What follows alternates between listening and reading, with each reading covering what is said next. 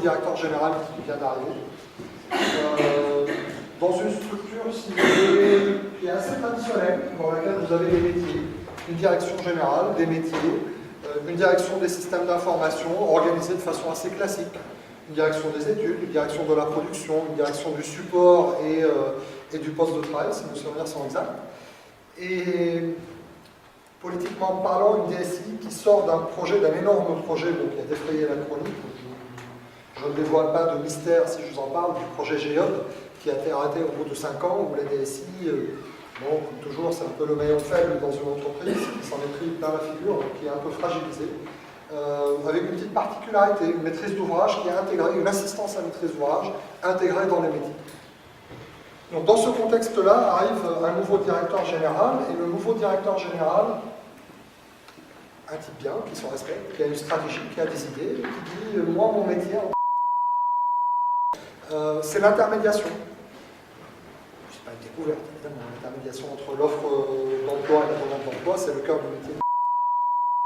Et ce directeur général, avec sa nouvelle stratégie, étage les niveaux d'intermédiation et met en place ce qu'on va appeler un peu l'intermédiation transparente, où dans tous les cas, dans toutes les intermédiations, il va utiliser l'outil Internet pour jouer un rôle extrêmement important pour lui. Il va dire, Internet, c'est un outil qui devient vraiment important, c'est un outil stratégique, je veux déployer du service, je veux déployer ma stratégie au travers du vecteur Internet. Entre autres, bien entendu. Ceci faisant par addition et pas par soustraction par rapport aux autres vecteurs existants. Et évidemment, cette stratégie fait monter les exigences sur le domaine SAD, service à distance, .fr notamment, mais il n'y a pas que .fr, fait monter les exigences sur un domaine qui n'est pas un tout petit domaine, qui est un domaine fort de près 120 personnes, entre des équipes constituées de MOA, de maîtrise d'œuvre déléguée, de production, avec des exigences, avec un flux d'exigences qui devient de plus en plus important. Et on se retrouve avec un cas un peu bizarre où on a des hommes et des femmes tout à fait compétents à la tête d'un dispositif qui était conçu initialement pour faire quelque chose, c'est-à-dire qui était conçu initialement pour délivrer des fonctionnalités au fil de l'eau, sans exigence forte sur les délais, sans demande forte en termes de services nouveaux à déployer, et qui se retrouvent du jour au lendemain soumis à une pression extrêmement importante de plus en plus d'exigences, avec des exigences assez importantes, assez fortes de respect des délais, de volume, de fonctionnalités limitées, et de services métiers qui vont avec, bien entendu. C'est tout le scope du métier jusqu'à la production. Et ce dispositif n'a pas le temps de se réorganiser. Il n'a pas le temps de s'adapter, et donc il encaisse. Ça se traduit par des souffrances organisationnelles, ça se traduit par des dérapages, des projets qui dérapent, des cycles de vie qui s'allongent. Comme on a des arbitrages en permanence sans processus tactique adapté pour gérer ces arbitrages, on se retrouve avec des mises en production où les demandes datent de 24 mois ou de 18 mois, ce qui évidemment n'est pas tout à fait compatible avec des exigences de rapidité autour d'Internet, et ça finit par craquer. Ça finit par craquer à un moment. C'est assez structurel. Hein. Au bout d'un moment, lors de mise en production qui a lieu en septembre 2006, la version, le lot 061, appelé comme ça, est mis en production et se trouve être défaillant sur une fonctionnalité importante. Une défaillance qui fait assez mal politiquement, qui dure un certain temps et qui fait que l'ensemble des acteurs se disent ça va, il y a un truc, ça va, il y a quelque chose qui va pas, on est en crise. Et cette crise, on va se retrouver, nous, c'est là où nous on intervient, appelé par le directeur des systèmes d'information de l'époque, qui dit écoutez, c'est pas normal, faites-moi un diagnostic, expliquez-moi pourquoi on en est arrivé là. Et que faut-il faire pour ne plus être dans cette situation? Avec une commande, je tiens à le signaler, qui est quelque chose qui est extrêmement important et qui sera absolument, on va dire, fondamental pour la suite, une demande de dire mettez tout sur la table. Dans tous les cas, nous, on n'aurait pas fait autrement. Mais la demande était très claire, mettez tout sur la table.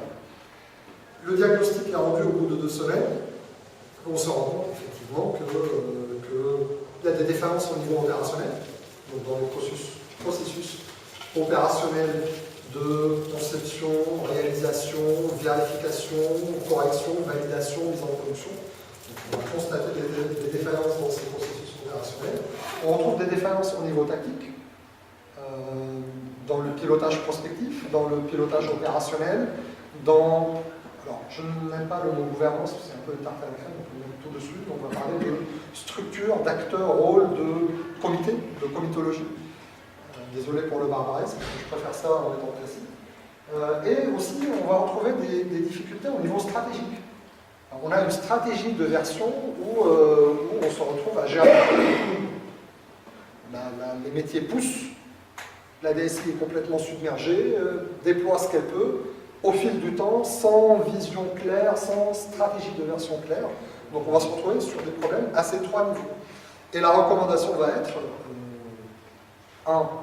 le constat c'est on est en crise, clairement, un problème, on est en crise. La crise est structurelle, on peut l'expliquer, on donne les facteurs pour l'expliquer.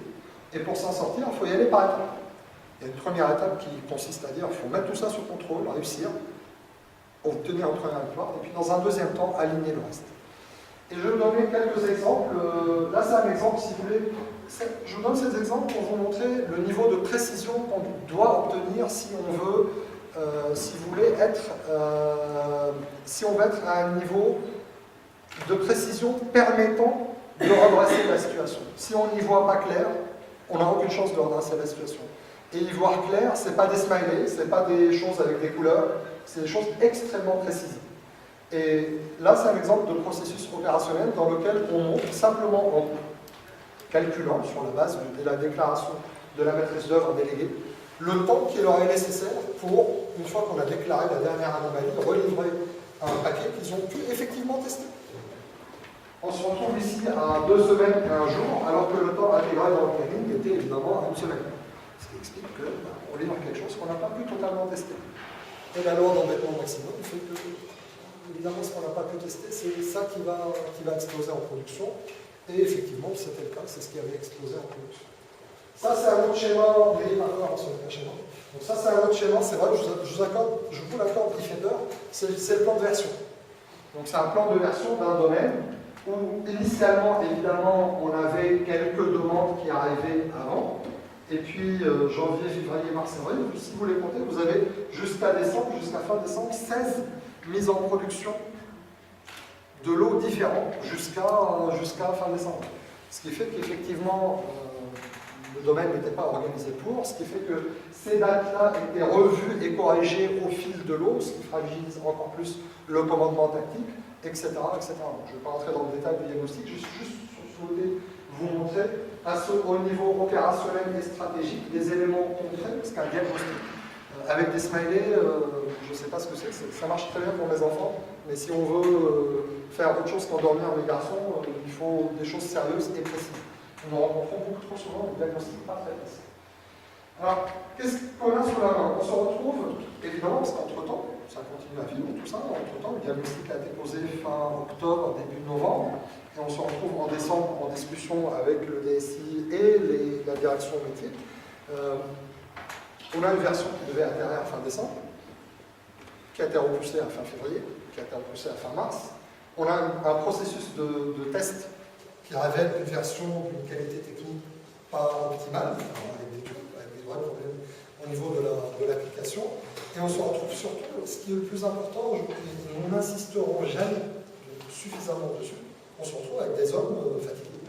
Parce que bon, les consultants, les méthodes, l'organisation, les PAQ, les armoires qualité, tout ça c'est génial, j'en vends tous les jours. Sauf que la seule chose qui compte dans un projet, c'est les hommes.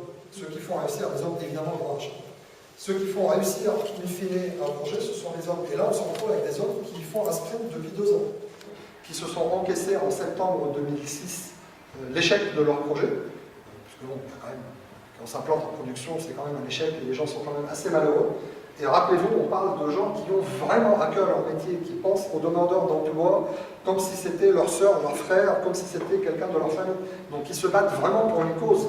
Donc ce qui rend encore plus difficile le fait d'accepter des difficultés de ce type-là. Et on se retrouve effectivement dans une situation où on se dit, ok, comment on fait? comment faire à partir de là. Et là, on va rentrer dans une deuxième étape. Après l'étape du diagnostic, il y a l'étape de mise sous contrôle. Bien. Qu'est-ce qui est faisable pour l'échéance de mars pardon. Et l'idée à ce niveau, c'est de retrouver autour de la table tous les porteurs de l'engagement, pour poser un engagement qui a un sens. Le chef de projet de maîtrise d'ouvrage, le chef de projet de maîtrise d'œuvre, le chef de projet de la SS2I, le responsable de la production qu'on a baptisé chef de projet de production. On leur a dit, madame, mesdames, parce qu'il y avait plusieurs dames dans l'équipe, mesdames, messieurs, vous êtes maintenant 4, posez un engagement qui a un sens. Construisez un planning commun sur la base, d'abord posez un référentiel des exigences que vous êtes capable de tenir, et à partir de là, posez un planning, je ne vais pas vous faire un cours de PMBOK, mais posez un planning qui a un sens, qui tienne la route et que vous êtes capable de tenir. Et bien entendu, on était là pour les aider à poser un engagement qui tienne effectivement la route, qu'on est capable de tenir, de consolider, et on les a aidés à mettre en place un processus de pilotage qui, lui, se devait d'être parfait. Autant les processus opérationnels, il ne faut pas rêver, en 3 mois, on n'a aucunement les moyens de redresser des processus opérationnels de recettes, et je ne vais pas vous entrer dans les détails, de recettes, de tests, etc. défaillants. On peut juste rafistoler les petits bouts qui dépassent pour que ça n'explose pas. Par contre, au niveau des pilotages, ça doit être absolument parfait. C'est ce qui a été fait. L'engagement a été tenu, la version a été livrée fin mars, la princesse sauvée, et politiquement parlant, youpi, super, tout le monde a dit ah bah finalement on a réussi, c'est génial. Au niveau des hommes, et bien sûr au niveau du commanditaire, au niveau de l'échelon politique, de l'échelon stratégique. Ce qui a donné la crédibilité pour faire la suite. Et la suite, c'est quoi? C'est de dire, à partir de là, maintenant, on voit qu'il y a une autre façon de faire, qu'il y a une autre vision, qu'il y a un autre paradigme. Tiens, mon magique. On va revenir au mot paradigme tout à l'heure. Qu'il y a un autre paradigme. Et là, on a dit, ok, maintenant, on va attaquer la troisième étape, qui est l'étape d'alignement du dispositif. On a aligné le processus de pilotage sur la cible, il est devenu nominal, maintenant, il faut aligner tout le reste du dispositif. Au niveau opérationnel, du niveau opérationnel au niveau stratégique. Donc au niveau stratégique, on a posé une stratégie, enfin nous on n'a rien fait, c'est le client qui a fait, nous on l'a aidé. Donc le client a posé une stratégie de version qui a un sens, qu'il est capable de tenir, 4 versions par an, cadencées, avec une logique d'usine de fabrication, avec 3 rails de fabrication en parallèle. Alors, je vous passe tous les détails, si ça vous intéresse, on pourra en parler après dans la discussion. Une gouvernance qui est posée, donc une structure, des acteurs, des rôles, une comitologie posée de façon claire pour gérer ces engagements au niveau opérationnel, au niveau tactique dans la gestion de demande, au niveau stratégique en termes d'alignement, qu'est-ce qui apporte de la valeur, qu'est-ce qu'on met avant quoi, pourquoi on le met, etc. Au niveau des hommes, bien sûr, il y a eu des recrutements, il y a eu des formations, il y a eu de l'accompagnement, il y a eu du coaching. Donc les hommes ont pris en main la chose, ont pu se l'approprier, ont pu avancer. Et pour finir, au niveau des processus opérationnels, là, vous les relistez tous, voire même de support. Certains processus de support comme la gestion de configuration, la gestion de la documentation, etc. etc. Et le résultat de tout ça, a été une super belle victoire dont nous sommes fiers et dont les personnes qui ont participé étaient absolument fiers, qui est toutes les versions ont été livrées en temps et en heure. À moyen constant, le débit fonctionnel a été multiplié par 2, les cycles de vie divisés par 2, on est passé de 18-24 mois à 9-12 mois. Donc, bien sûr, l'ambition était de descendre à 6 mois, mais déjà on est divisé par 2. Et surtout, ce qui compte encore plus dans tout ça, c'est que les consultants ne sont pas là pour perfuser à vie le client. On a déplugué les consultants. Alors, on a laissé 1 ou 2 consultants dans l'équipe, mais on n'a pas laissé une armée. Sur 120 personnes, il y avait 1 ou 2 consultants qui les aidaient de façon permanente. Voilà le résultat. Alors, si on parle de ça, si vous voulez, c'est... Je vous ai raconté une belle histoire. En plus, c'est une histoire vraie. C'est quand même pas mal. Mais ce qui est intéressant, si vous voulez, c'est d'aller un cran plus loin que ça. C'est de dire, cette histoire, dans la réalité, c'est l'histoire d'une crise. J'aurais pu m'arrêter là et vous dire, regardez, on est beau, on est fort, on a aidé les clients à sauver une crise. À réduire, le terme politiquement correct, c'est de réduire la crise. Pas du tout, c'est pas du tout notre idée. Nous, pour nous, la crise est une opportunité. Alors pourquoi c'est une opportunité? Pour que la crise soit une opportunité, il faut déjà quelque chose, il faut déjà une vision. Nous avons une vision, c'est notre vision. Les gens peuvent la partager, ne pas la partager. On n'a pas de prétention qu'elle est vraie, mais c'est la nôtre. Alors notre vision, c'est quoi? Elle commence déjà par un peu de provocation. Pour nous, tout projet tout projet peut et doit être maîtrisé, quel que soit son état, et à quelque moment que ce soit de son cycle de vie. Pour nous, c'est une faute professionnelle d'un chef de projet, d'un directeur de projet, et vont monter les choses jusqu'au grand boss, que de perdre la maîtrise d'un projet. Après, échouer le projet, c'est un autre débat. Nos recherches prouvent, pour le moment, enfin, tendent à prouver, parce qu'on n'a pas encore de preuves, on va dire formelles, mais on va dans ce sens-là, tendent à prouver que quand les projets sont maîtrisés, ils réussissent. Quand ils ne sont pas maîtrisés, ils échouent. C'est notre conviction, on essaie de la prouver au travers de notre programme de recherche Europe sur lequel nous sommes en train de travailler. Et quand on dit maîtriser, ça s'appuie sur quoi? Ça s'appuie sur une vision qui dit quand le dispositif projet est aligné par rapport aux objectifs, au contexte du projet, le projet est maîtrisé. Soyons un peu plus clairs, qu'est-ce qu'on entend par dispositif projet? 4 éléments. L'engagement, c'est simple, hein, l'engagement, le référentiel des exigences, le cas d'affaires, le planning, les hypothèses, les risques, les budgets. L'organisation, la structure, les acteurs, les rôles, la comitologie, les processus, pilotage opérationnel, support, l'équipe, les hommes, parce qu'in fine, c'est pas même plus qu'en homme. C'est une aventure humaine, un projet. Est-ce qu'on a une équipe congruente? Est-ce qu'on a un bon niveau de leadership? Est-ce que l'équipe sait jouer, sait travailler ensemble? Au-delà d'avoir envie de travailler ensemble, est-ce qu'elle est capable? Est-ce qu'elle a le savoir-faire pour travailler ensemble? Et bien entendu, le dernier facteur, c'est le positionnement. Est-ce que le projet est positionné correctement par rapport à son environnement? Que ce soit par rapport à ses utilisateurs, ses clients, ses usagers, appelons ça comme on veut, ou que ce soit par rapport à son échelon politique, est-ce qu'il est couvert politiquement correctement? Ce qu'on a raconté là au niveau d'un projet, dans la réalité, c'est assis sur une vision plus globale, plus structurelle au niveau de l'entreprise, où des gens comme Roland Garros en 1990, ça date de 22 ans maintenant, ont prouvé de façon tout à fait scientifique et claire que si les entreprises mettent en place des moyens structurels, elles ont tendance à réussir les projets. Alors après, rentrer dans le détail des moyens structurels, c'est un peu le papa de toute la vague de PMO qu'on connaît aujourd'hui. Nous avons ajouté le mot maîtrise dans cette affaire. Nous, on travaille sur cet axe-là. Donc, une fois qu'on a cette conviction-là, on se dit, bah, c'est super, si Roland Garros l'a dit il y a 22 ans, enfin, franchement, ça devrait marcher, ou le projet devrait être maîtrisé.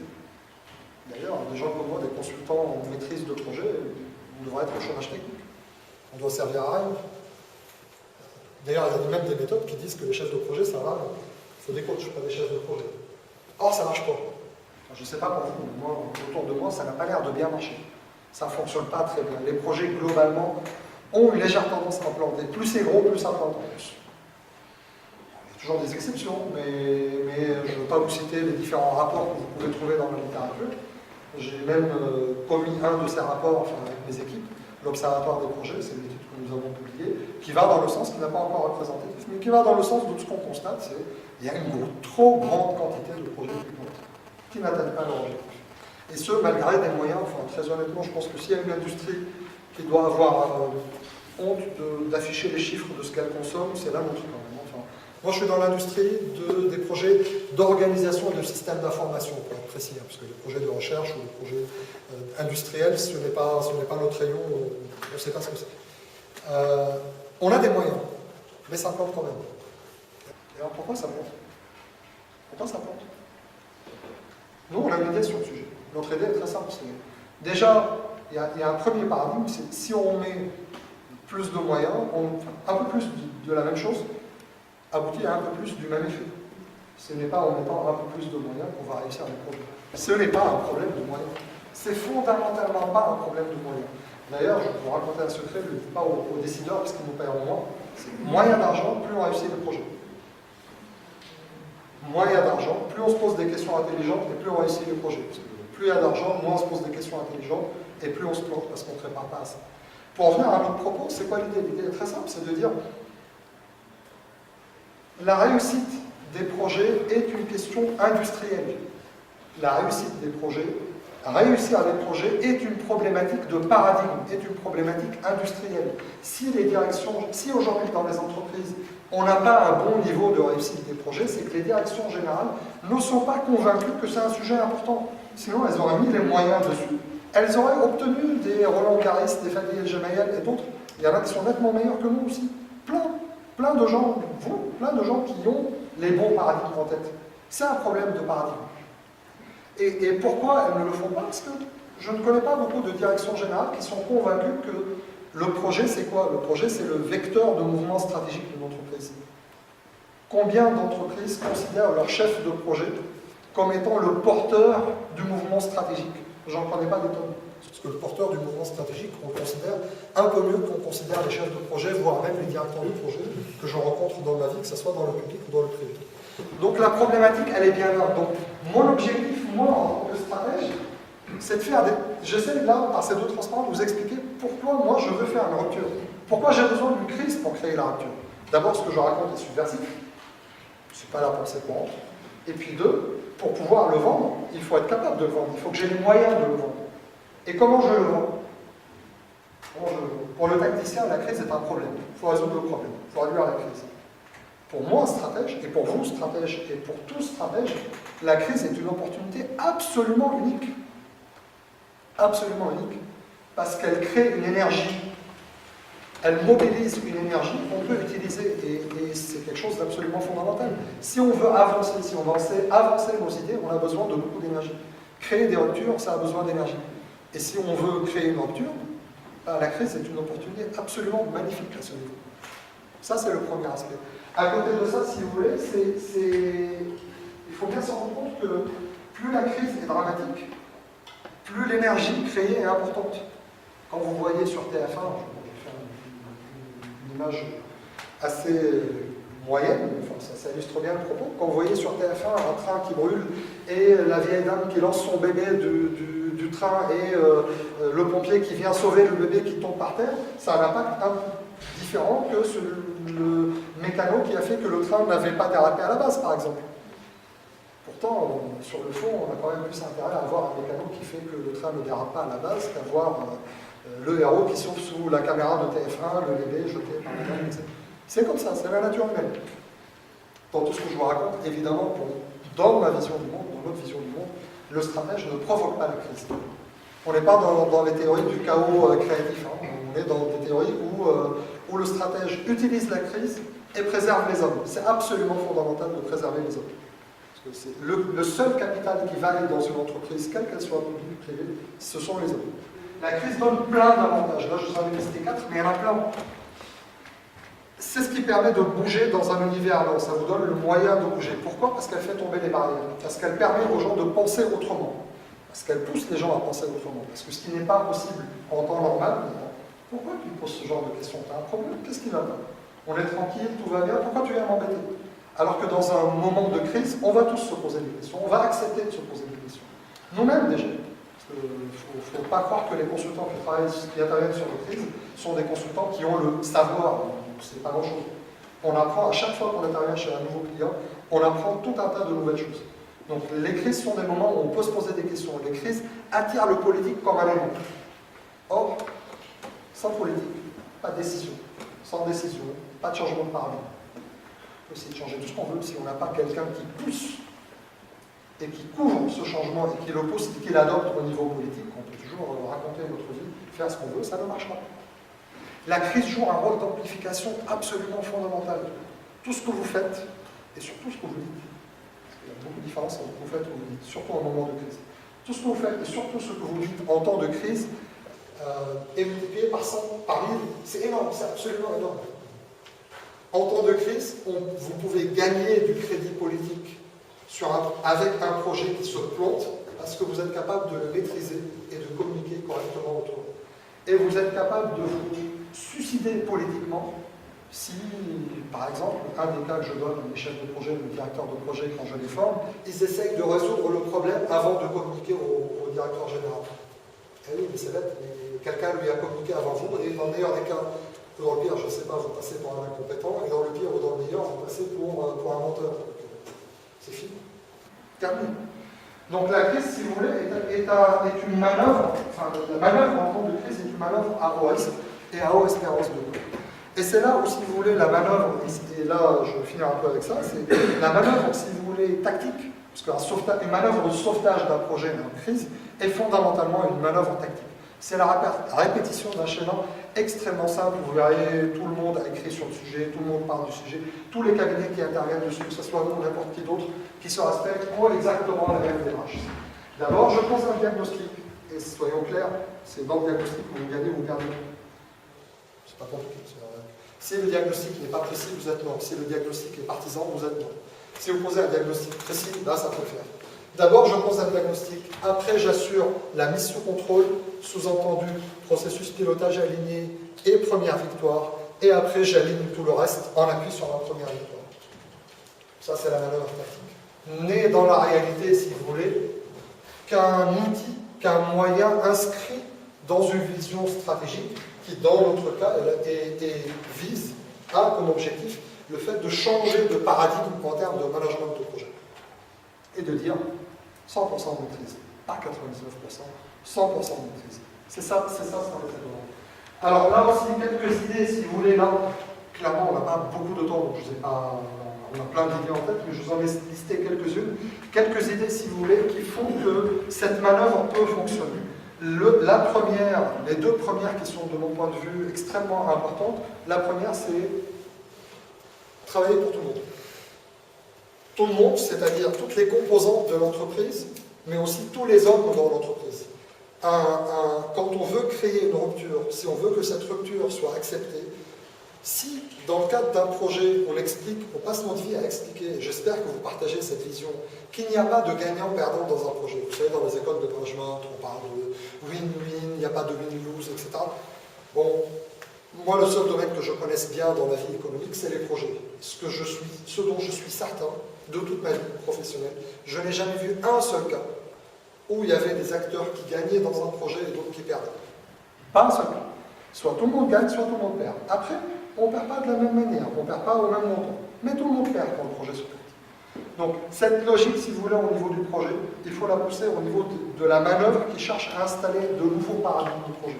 Dès que vous entrez, pour être un peu plus cru, un peu plus direct, tous ceux qui interviennent dans ce monde sont payés par quelqu'un. Soit ils font partie d'un service, soit ils sont les consultants d'un service. Si vous êtes payé par la DSI, si vous êtes payé par la maîtrise d'ouvrage, par la maîtrise d'œuvre, par qui que ce soit, et que vous ne travaillez pas pour tout le monde, même en prenant de front votre client interne ou externe, vous échouez. Ça ne peut pas marcher. Il faut travailler pour tout le monde. Il faut poser un paradigme dans lequel chacun retrouve les siens, parce que dans les projets, il y a de la place pour tout le monde. Focaliser, ces deux points sont très importants. C'est que si vous voulez manœuvrer et percer et faire un trou, il faut focaliser l'attention. Focaliser l'attention part d'une doctrine militaire qui s'appelle la doctrine de la concentration des forces. Si vous avez la capacité de traiter 3 projets correctement, traitez-en un, de façon exceptionnelle.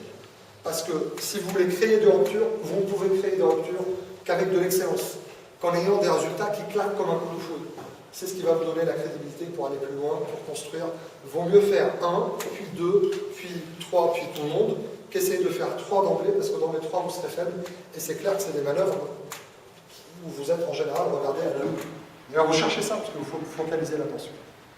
Et ça, c'est le 4e point, est un point qui, pour moi, à la limite, le plus important de tous, c'est celui-là. Sans parler des hommes, je vous en ai déjà parlé au premier, c'est dans votre diagnostic et dans votre démarche, le seul vrai pouvoir, ce n'est ni l'argent, ni quoi que ce soit, le seul vrai pouvoir, c'est le mot.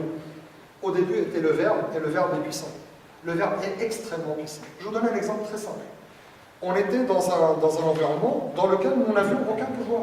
Simplement, on était dans la méthode maison, ici, disait que le chef de projet, sous-entendu le chef de projet de la maîtrise d'ouvrage ou de la DSI, je n'en ai plus lequel c'était, doit veiller à assurer la tenue d'un planning correct, etc., etc., etc. Et il recevait pour cela une lettre de mission du comité de pilotage, j'en passe et des meilleurs.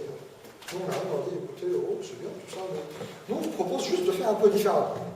On va parler d'un contrat de projet dans lequel s'engagent 4 chefs de projet à responsabilité bien définie, mais à un niveau de responsabilité égal.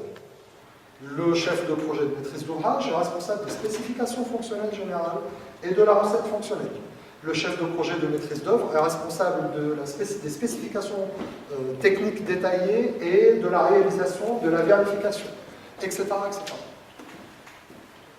Je n'ai fait que changer des mots. Sauf que derrière les mots, il y a tout un paradigme, il y a une vision du monde qui est totalement différente. qu'il n'y ait pas, il y en a un chef par rapport aux autres, vous êtes tous solidaires, vous êtes ensemble, c'est un engagement solidaire, soit vous réussissez ensemble, soit vous tombez ensemble. Rien qu'avec les mots ont une importance absolument fondamentale dans ça. Et évidemment, on s'appuie sur le crédit politique du premier qu'on a gagné, pour gagner un deuxième, pour engager un deuxième combat, le gagner, puis un troisième, puis généraliser. Et pour finir l'histoire, qu'est-ce qui s'est passé en 2007 et en 2008? En 2007, il y a un programme, en septembre 2007, il y a un programme qui est le programme. Scanpio.fr, ça restait un, entre guillemets, petit truc, enfin un truc moyen. Mais en 2007, il y a le grand programme de la maison qui... Ah, il y a un truc, ça sent pas bon.